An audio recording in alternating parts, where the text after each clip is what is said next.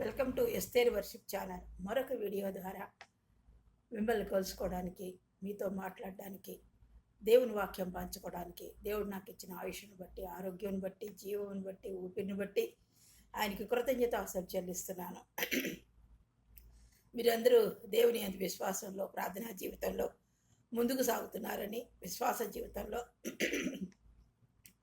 అనుదినము సరిచేసుకుంటూ ముందుకెళ్తున్నారని నేను సంతోషిస్తున్నాను. నా గురించి, నా కుటుంబం గురించి మీరు ప్రార్థిస్తున్నందుకు మీ అందరికీ నా వందనాలు. నన్ను ప్రోత్సహిస్తూ, బలపరుస్తూ, ఆదరిస్తూ నడిపిస్తున్నందుకు వందనాలు. మీ అందరి గురించి మేము ప్రార్థన చేస్తున్నాము. నేను, నా కుటుంబము మీ అందరి గురించి ప్రార్థన చేస్తున్నాం. ఈరోజు మరొక వీడియో ద్వారా, మరొక వాక్యం ద్వారా దేవుడు మనతో మాట్లాడినాడు. ఆ వాక్యాన్ని మనం దేవుని వాక్యాన్ని మరి మనతో మాట్లాడి మన బలపరచడానికి దేవుడు మరి మరొక వాక్యం మనకి ఇచ్చినందుకు దేవునికి వందనాలు చెల్లిస్తున్నాను. సంఖ్యాకాండము 14:8 యెహోవా మన యందు ఆనందించిన ఎడల ఆ దేశంలో మనలను చేర్చి దాన్ని మనకిచ్చును. ఇది పాలు తేనెలు ప్రవహించు దేశం. చిన్న ప్రార్థన చేసుకుందాం. అత్యంత మహాపరిశుద్ధులైన, ప్రేమమైన, కృపామైన, దయామేడమైన ప్రభావం మీ అప్రంజి పాదనకు లెక్కలేని స్థుతుల స్తోత్రాలు వందనాలు చెల్లించుకుంటూ మీ పాద సన్నిధానికి వచ్చినానైనా మీరు ఇచ్చిన వాక్యాన్ని బట్టి వందనాలు. ఇది వివరించడానికి నాకు జ్ఞానం సరిపోదు. మీ ఆత్మ నడిపింపు దయచేసి నాతో మాతో మాట్లాడి మిమ్మల్ని బలపరిచి మహింపదమని యేసు నామములో ప్రార్థించి వేడుకుంటున్నాం తండ్రి, ఆమేన్. ఇక్కడ దేవుని వాక్యం ఏం సెలవిస్తుందంటే 14 సంఖ్యాకాండం 14:8 యెహోవా మన యందు ఆనందించిన ఎడల ఆ దేశంలో మనలను చేర్చి దాన్ని మనకిచ్చును. ఇది పాలు తేనెలు ప్రవహించే దేశము. ఇశ్రాయేల్ ప్రజలతో దేవుని వాక్యము ఇలా మాట్లాడింది మాట మోషే ద్వారా. ఏమనంటే దేవుడంట ఆనందించాలంట. ఇశ్రాయేల్ ప్రజలు ఆనందిస్తే ఇశ్రాయేల్ ప్రజలు దేవుని యందు ఆనందించిన ఎడల వాళ్ళు పాలు తేనెలు ప్రవహించే దేశానికి వెళ్ళడానికి ప్రవేశిస్తారు అని దేవుని వాక్యం సెలవిస్తుంది. ఎప్పుడు ఆయన ఇశ్రాయేల్ ప్రజల ఎడల ఆనందించిన ఎడల వాళ్ళు ప్రవర్తనను బట్టి, వాళ్ళు వీని యందు విశ్వాసం ఉంచిన విధానం బట్టి పాలు తేనెలు ప్రవహించే దేశంలో ప్రవేశించడానికి ఇశ్రాయేల్ ప్రజలు దేవుని యందు ఆనందించిన ఎడల పాలు తేనెలు ప్రవహించే దేశాన్ని చేరుస్తాను దేవుని వాక్యం సెలవిస్తాను. మరి క్రీస్తు ప్రభు వారు మన కోసం ఈ భూలోకంలోకి వచ్చి శిలువ మరణం పొందారు. మరి పాలు తెరలు ప్రవహించే దేశానికి, లోక సంబంధమైన దేశానికి ప్రవేశించాలంటే దేవుణ్ణి ఆనందింపపరచాలి, ఆనందింప చేయాలి. మరి నా జీవితంలో మన దేవుడు మన యందు ఆనందిస్తున్నాడా? దేవుని యందు మనం ఆనందిస్తున్నాము. దేవుడు మన ప్రవర్తన కానీ, మన గుణగణాలు కానీ, మన దేవునిలో జీవిస్తున్న విధానం కానీ, మన విశ్వాస జీవితాన్ని బట్టి కానీ ఆయన ఆనందిస్తున్నాడా? ఉదయకాల సమయంలో మనల్ని మనం పరీక్షించుకోవాల్సిన వారమై ఉన్నాం. దేవుడు మన యందు ఆనందిస్తున్నాడా? ఆయాసపడుతున్నాడా? మనం చేసే పనులకి ఆయన చింతిస్తున్నాడా? బాధపడుతున్నాడా? ఆయాసపడుతున్నాడా? లేక ఆనందిస్తున్నాడా? మనల్ని మనం ప్రశ్నించుకోవాల్సిన వారమై ఉన్నాం. 1 కొరింథీ 15:19 చూసుకుంటే, ఈ జీవితకాలం మట్టుకే మనము క్రీస్తునందు నిరీక్షించు వారమైన ఎడల మనుషులందరికంటే దౌర్భాగ్యులపై ఉందాం. మన భక్తి ఎలా ఉంది? ఈ లోకంలో వాటి గురించి ఎంతసేపు ప్రయాసపడుతున్నామా?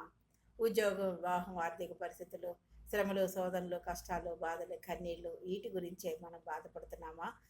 వీటితో పాటు మనకి నిరీక్షణ ఇచ్చిన, పరలోకంలో మనకిచ్చిన ఆ నిరీక్షణ బట్టి మనము మన విశ్వాస జీవితంలో ప్రయాణం కొనసాగిస్తున్నామా? అంటే ఆధ్యాత్మిక జీవితంలో మన జీవిత విధానము సరిచేసుకుంటూ ముందుకు వెళ్ళిపోతున్నామా?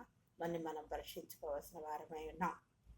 ఈ జీవిత ప్రయాణంలో ఎన్నో పోరాటాలు, ఎంతోమంది ప్రత్యర్థులు ఉంటారు, ఎన్నో పరీక్షలు ఉంటాయి, ఎన్నో శోధనలు ఉంటాయి, కష్టాలు ఉంటాయి, శ్రమలు ఉంటాయి, బాధలు ఉంటాయి, అపజయాలు ఉంటాయి, జయాలు ఉంటాయి, ఆర్థిక సంబంధమైన సమస్యలు ఉంటాయి, ఆరోగ్య సంబంధమైన సమస్యలు ఉంటాయి, కఠిన పరిస్థితులు ఉంటాయి. మరి ఈ సమయాల్లో మనం ఎలా జీవిస్తున్నాం? ఆయన మీద ఆధారపడుతూ, ఆయన చేస్తాడని విశ్వసిస్తూ ముందుకు సాగుతున్నామా? మనం పరీక్షించుకోవాల్సిన వారమే ఉన్నాం. వీటిని ఈ పరీక్షలు ఉంటాయి కాబట్టి వీటన్నిటిని మనం జయించాలి. పాలుతేళ్లు ప్రవహించే దేశానికి ఎన్నో పోరాటాలు, ఎంతో సోదరులు, ఇశ్రాయేల్ ప్రజలు ఎంతగానో దేవుడు నడిపించాడు, దినదినము ఆహారం ఇచ్చాడు, ఏవి కావాలంటే అవి ఇచ్చారు. అయినా ఆయనపై వాళ్ళు సడుక్కున్నారు, గొనుక్కున్నారు. ఎన్నో సార్లు ఆయన్ని దూరంగా పెట్టినట్టుగా మనం ఆయా అధ్యాయులు మనం గమనించవలసిన వారమై ఉన్నాం. మరి మనము క్రీస్తు నమ్మిన మనము ఎలాగున్నాం? యేసుప్రభు వారు బాప్తిసం తీసుకున్న తర్వాత ఈయన నా ప్రియ కుమారుడు, ఈయన యందు నేను సంతోషిస్తున్నాను, ఆనందిస్తున్నానని దేవుని వాక్యం అక్కడ వచ్చింది. తండ్రి అయిన దేవుడు కుమారుడితో మాట్లాడిన మాట. మరి అది ఆయనకే కాదు, మనకు కూడా వర్తిస్తుంది. క్రీస్తు ప్రభు వారు నా గురించి, నీ గురించి ఆనందిస్తున్నారా? ఈయన నా ప్రియ కుమార్తె, ఈమె నా ప్రియ కుమార్తె, ఈయన నా ప్రియ కుమారుడు, ఈయన ఎందు నేను ఆనందిస్తున్నాను, ఈమె ఎందు నేను ఆనందిస్తున్నానని దేవుడు సంతోషపడుతున్నాడా? మనం పరీక్షించుకోవాలి. యోబు 1:5 చూసుకుంటే మనం 2-3 చూసుకుందాం. మన పోరాటాలు ఏంటి అనేది. యోబు 1:5 చూసుకుంటే మొదటిగా సాతాను అనేకమైన శోధనలు కల్పిస్తుంది. యోబు దేహంపై శోధన వచ్చింది, అదొక పోరాటం. తర్వాత యోబు 1:9 చూసుకుంటే అతని భార్య ఒక ప్రత్యర్థి, నువ్వు మరణం దేవుడు దూషించి మరణం కమ్మని పలికింది. 42:7 చూసుకుంటే అతని స్నేహితులు ప్రత్యర్థులు అవుతారు. స్నేహితులు కూడా అతన్ని ఓదార్చడం కాకుండా అనేకమైన మాటలతో అతన్ని గాయపరిచినట్టుగా, మాట్లాడినట్టుగా, అతనికి ప్రత్యర్థులుగా ఉన్నట్టుగా మనం చూస్తున్నాం. మనకు కూడా ఎంతోమంది ప్రత్యర్థులు ఉంటారు, ఎన్నో శోధనలు ఉంటాయి, శ్రమలు ఉంటాయి, పోరాటాలు ఉంటాయి. మరి వీటన్నిటిని కూడా మనం జయించాలి. యోబు మహాభక్తుడు, నిలకడగా ఉన్నాడు, ఏ విషయంలోనూ తప్పిపోలేదు. మరి ఆయనకి అంత ప్రత్యర్థులు, స్నేహితులు, భార్య, దేహంతో సాతాను ముత్తినప్పుడు ఆయన నిలకడగా జీవించాడు. మొదటిగా మనం చూసుకుంటే మనసు మారలేదు, యోబు మనసు మారలేదు.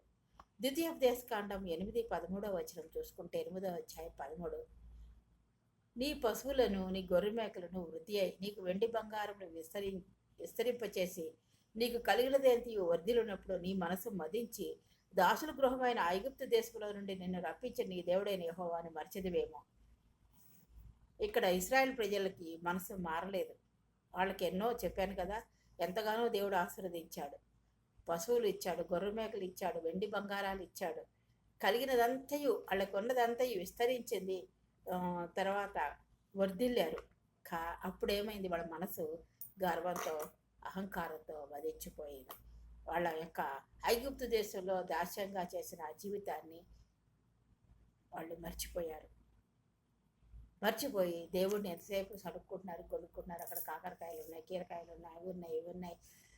ఆ బానిస జీవితమే వాళ్ళకి బాగుంది. దేవుడు ఇన్ని పనులు చేసిన దేవుడిని మర్చిపోయారు. మరి మనము ఈ మధ్యాహ్న కాల సమయంలో మనం కూడా దేవుడు నా జీవితంలో, మన జీవితంలో, అందరి జీవితాల్లో ఎన్నో అద్భుత కార్యాలు చేశాడు. రక్షించిన నాటి నుండి నేటి వరకు మనం ఒకలాగే లేము. ఆ విశ్వాసాన్ని బలపరుస్తూ దాంట్లోనే మనం ప్రార్థించినప్పుడు దేవుడు ఎంతగానో మన అడిగిన ఊహించిన వాటికంటే అత్యధికమైన మేళ్ళు, ఆశ్చర్య కార్యాలు చేశాడు. వాటిని ఎప్పుడూ కూడా మనం మర్చిపోకూడదు, జ్ఞాపకం చేసుకోవాలి. నెహెమ్యా 9:17 చూసుకుంటే వారి విధేయులకుటకు మనసు లేని వారే తమ మధ్య నీవు చేసిన అద్భుతములను జ్ఞాపకం చేసుకునక తమ మనసుని కఠినపరుచుకొని తిరుగుబాటు చేసి ఇంకా ఏం చేశారట, వాళ్ళు విధేయులు అవ్వలేదు. నెహెమ్యాలో చూస్తే విధేయులు అవ్వలేదు.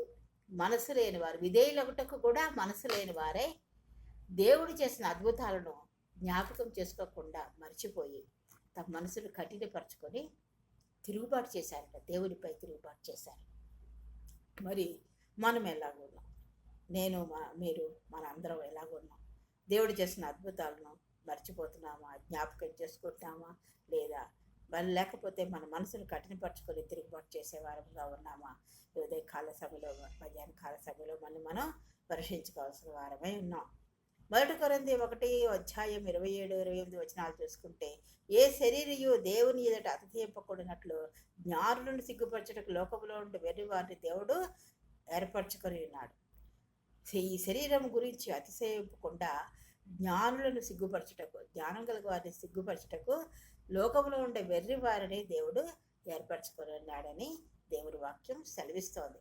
అయితే ఇక్కడ మనం అతిశయించే దేవుడంట దేవుని దేవుడు బట్టే మనం అతిశయించాలి. మన శరీరం బట్టి కాక, మన ఉద్యోగాలు బట్టి కాక, మనకున్న సర్వ సమృద్ధిని బట్టి కాక, మనకున్న అంద సౌందర్యాలను బట్టి కాక, వాటిని అతిశయించకుండా దేవుని గురించే మనం అతిశయించాలని దేవుని వాక్యం సెలవిస్తుంది. అలా అతిశయించే వాళ్ళు ఉంటే వాళ్ళని సిగ్గుపరచడానికి దేవుడు వెర్రివారిని ఏర్పరచుకుంటాడని దేవుని వాక్యం సెలవిస్తుంది.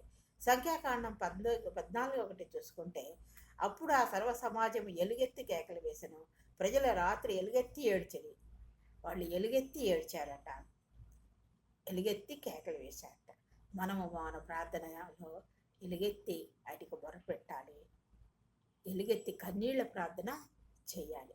రోమా 8:5 చూసుకుంటే, రోమీయులకు రాసిన పత్రిక 8వ అధ్యాయం 5వ వచనం చూసుకుంటే, శరీరానుసారులు శరీర విషయముల మీద మనసునంతరు, ఆత్మానుసారులు ఆత్మ విషయముల మీద మనసునంతరు. శరీర ప్రకారం నడిచేవాళ్ళు శరీర విషయాల మీదే మనసుతారట. ఆధ్యాత్మిక జీవితంలో గడిపేవాళ్ళు, ఆత్మానుసారంగా జీవించేవాళ్ళు ఆత్మ విషయాల మీద మనసులుతారు. శరీరంగా జీవించేవాళ్ళు ఎంతసేపు శరీరాన్ని సుఖపెట్టాలని, కొద్దిసేపు పడుకో, కొద్దిసేపు విశ్రాంతి తీసుకో, ఇప్పుడేం చదువుతావు బైబిల్, పనులన్నీ చేసుకొని నువ్వు అప్పుడు కొద్దిసేపు రెస్ట్ తీసుకో, ఇలాగ శరీరాన్ని ఎంతసేపు మనము సుఖపెట్టాలని చూస్తాము. కీర్తన 95వ అధ్యాయము 10వ వచనం చూసుకుంటే, 95వ కీర్తన 10వ వచనం, 40 ఏండ్ల కాలం ఆ తరం వారి వల్ల విసికి వారి హృదయంలో తప్పిపో ప్రజలని అంటున్నారన్నమాట దేవుడు. 40 ఏండ్లు వాళ్ళని పోషించాడు దేవుడు, ఆ తరం వారి వల్ల విసిగిపోయారట దేవుడు. మరి నీవు నేను కూడా రక్షింపబడిన తర్వాత మనం ఎలాగున్నాం? మన వల్ల దేవుడు విసిగిపోతున్నాడా? హృదయంలో మనం తప్పిపోతున్న ప్రజలుగా ఉన్నామా? మనం రక్షించుకోవాలి. ఆ తరం వారిలో ఎవరూ ప్రవేశించలేదు, కానీ ఈ తర్వాత తరం వారు పాలుతేర్లు ప్రవేశించి అందులో ఇద్దరే ప్రవేశించినట్టుగా మనం చూస్తాం. ఇక్కడ ముఖ్యమైన అంశం ఏమిటంటే, మన వల్ల దేవుడు విసిగిపోతున్నాడా? నీ వల్ల నా వల్ల విసిగిపోతున్నాడా? మనం హృదయంలో తప్పిపో ప్రజలుగా ఉన్నామా? మనం పరీక్షించుకోవాలి. ఇంకా ఏమన్నాడు? వారు నా మార్గములు తెలుసుకోలేదని అనుకుంటుని క్రీస్తునకు కలిగిన మనసునకు కలిగి ఉన్నామా? మనం ఆయన వాళ్ళని అక్కడ దేవుడు సెలవిచ్చిన మాట 90:10 కింద, వారు నా మార్గములు తెలుసుకోలేదని అనుకుంటుని, దేవుని యొక్క మార్గాలు తెలుసుకోలేదని అనుకుంటున్నారట. మరి క్రీస్తునకు కలిగిన మనసు కలిగి ఉన్నామా? మనం ప్రశ్నించుకోవాలి. నీవు నేను క్రీస్తునకు కలిగిన మనసు కలిగి ఉన్నామా? హబక్కులో అంటాడు 3:17 ఏమి లేకపోయినప్పటికీ నేను యెహోవా యందు ఆనందించెదను అంటాడు కదా. ద్రాక్ష తోటలో ఫలింపోయినా, ఒలీవ చెట్లు ఫలింపోయినా, అందరు పశువులకు దొడ్డిలో లేకపోయినా, నేను అన్నీ లేకపోయినా వచ్చే నేను యెహోవా యందు ఆనందించెదను. నేను ఏ పరిస్థితిలో ఉన్నా, ఏ శ్రమలో ఉన్నా, ఏ ఇబ్బందిలో ఉన్నా, ఏ కఠిన పరిస్థితిలో, విపత్కర పరిస్థితిలో ఉన్నా కూడా మనము దేవునిపై తిరుగుబాటు చేయకుండా మనకు కలిగిన దాంట్లో నమ్మకంగా ఉండి దేవుణ్ణి ఆనందిస్తూ ఉన్నప్పుడు దేవుని సంతోషపరచు బిడ్డలుగా మనం ఉంటాము. అప్పుడు దేవుడు అద్భుతంగా మనకి విడుదల ఇచ్చి గొప్ప కార్యం చేస్తాడు. సంఖ్యాకాండం 14వ అధ్యాయం 9వ వచనం చూసుకుంటే, మెట్టుకు మీరు యెహోవా మీద తిరగబడకుడి, ఆ దేశ ప్రజలకు భయపడకుడి, యెహోవా మనకు తోడై ఉన్నాడు. ఎలాగైనా మీరు వాళ్ళ మీద తిరగబడకండి, ఆ దేశ ప్రజలకు భయపడద్దు, ఎందుకు? నేను మీకు తోడై ఉన్నాను అని దేవుడి వాక్యము అక్కడ దేవుడు సెలవిస్తున్నాడు. దేవుడు మీకు తోడై ఉన్నాడు కాబట్టి మీరు భయపడకుడి, తిరగబడకుడి అని దేవుడు వాక్యం సెలవిస్తుంది. వాళ్ళతోటే కాదు, నీతోటి నాతోటి దేవుడు మాట్లాడుతాడు. భయపడకుడి, తిరుగుబడకుడి. దేవుడు నాకు చెయ్యలేదు, ఏం అవ్వలేదు, ఈ పరిస్థితి ఇలా ఉంది, ఆ పరిస్థితి ఇలా ఉంది, నేను అన్ని విధాలు నష్టపోయాను, ఇంత అప్పయింది, అదైంది, ఆర్థిక అవసరతలో వివాహం జరగలేదు, ఇది అవ్వలేదు, మంచి ఉద్యోగం రాలేదు, ఇలాంటివన్నిటికీ నువ్వు మనసులో పెట్టుకొని దేవుడిని మీద సడుక్కుంటూ తిరుగుబడుతనం చేయకుండా, భయపడకుండా, దేవునిపై విశ్వాసం ఉంచి ప్రార్థనా జీవితంలో ముందుకు సాగిపోతూ ఉన్నప్పుడు దేవుడు నీకు తోడై ఉన్నాడని నువ్వు గ్రహించి ముందుకు సాగిపోతున్నప్పుడు దేవుడు గొప్ప కార్యం చేస్తాడు. క్రీస్తునకు కలిగిన మనసు, ఆయన మనసు ఏంటి? తను తాను తగ్గించుకున్నాడు, దీనత్వం కలిగి ఉన్నాడు. సాత్వికం అంటే చాలా మృదువుగా మాట్లాడేవాడు మాట, మృదువైన మాట.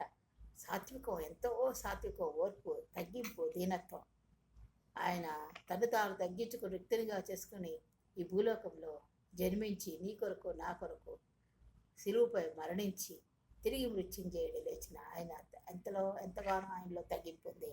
ఆ తగ్గింపులో మనం అందరం సాగిపోవాలి. క్రీస్తునకు కలిగిన మనసు కలిగి మనం ఆధ్యాత్మిక ప్రయాణంలో మన పోరాటాలు జయిస్తూ మన రక్షణను కాపాడుకుంటూ మనకు కలిగి ఉన్న ఆ నిరీక్షణ పరలోకములకు వెళ్తాము, ప్రవేశిస్తామనే నిరీక్షణ కలిగి ఆధ్యాత్మిక జీవితంలో ముందుకు సాగిపోవాలని కోరుతూ ఈ వాక్యాన్ని నేను ముగిస్తున్నాను. దేవుడు మిమ్మల్ని అందరినీ దీవించుగాక. చిన్న ప్రార్థన చేసుకుందాం. అత్యంత మహాపరిశుద్ధులను, ప్రేమమయుడు, కృపామయుడు, దయామయుడు గల ప్రభ, మీ అపరంజి పాదములకు లెక్కలేని స్థుతులు, స్తోత్రాలు, వందనాలు చెల్లించుకుంటూ ఈ మధ్యాహ్న సమయం మీ పాసానికి వచ్చినాడైనా మీరు మాతో మాట్లాడే విధానం బట్టి వందనాలైనా మేము మిమ్మల్ని సంతోషపరిచే బిడ్డలుగా, వాళ్ళు ఆనందింపచేసే బిడ్డలుగా ఉన్నామా? నేను మిమ్మల్ని మేము పరీక్షించుకుంటాం ప్రభా. క్రీస్తుని కలిగిన మనసు కలిగి, దీనత్వం కలిగి, తగ్గింపు గుణం కలిగి, నాయన సాత్వికం కలిగి మా ఆధ్యాత్మిక జీవితంలో, ఈ లోక సంబంధమైన జీవితంలోనే కాకు అనేక పోరాటాలు జయించడమే కాకుండా ఆధ్యాత్మిక జీవిత ప్రయాణంలో నాయన విశ్వాస జీవితంలో స్థిరులుగా నా ప్రభు నాయన దీనత్వం కలిగి, మీ మనసు కలిగి అందులో పరిపూర్ణత చెందే కృపను అనుగ్రహించి మా జీవితకాలం పర్యంతము అటువంటి విధంగా మేము సాగిపోయే కృపను గురించి మీరే సహాయం చేసి మహింపదమని మీ ప్రియకుమారుడు మా రక్షకుడు నేను యేసుక్రీస్తు వారికి నీ పదాలు పట్టుకుని అతి ముఖ్యమైన గైడ్కి వచ్చినాం తండ్రి. ఆమెన్. నన్ను ప్రోత్సహిస్తూ బలపరుస్తూ ఆదరిస్తూ నడిపిస్తున్నందుకు మీ అందరికీ నా వందనాలు. మరొక వీడియో కలుసుకుని పర్యంతం మీ అందరి గురించి ప్రార్థన చేస్తున్నాను. దేవుడు మిమ్మల్ని దీవించుగాక. ఆమెన్.